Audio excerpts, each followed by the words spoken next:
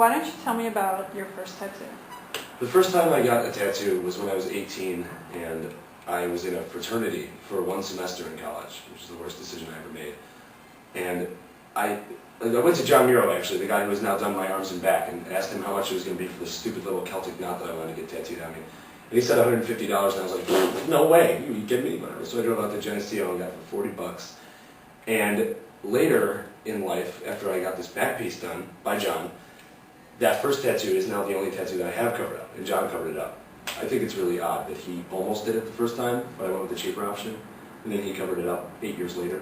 Kind of fine. What is your most recent tattoo? Most recent tattoo is my back, which John just finished up last November and was in Mass Appeal in that, I guess it was a fashion show. There was a big tattoo portion of it, and we walked around, and he had a whole bunch of people he wanted to do large back pieces and front pieces on, and he gave us all a little bit of a discount and said, you gotta walk in this show in a thong.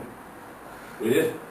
Now, did he come up with your designs, or did you collaborate on them? I would... I love John because I go in with a stupid idea and he makes it a good one every time. I went in with a really terrible idea for this first arm. This is the first thing that John did. It was a big deal on me anyway, with a large tattoo.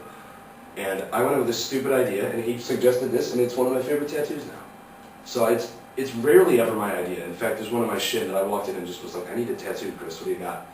And he just, one of my favorite tattoos now is something that I had no decision in at all. So, pumped about. Cool. Just being a canvas. Okay.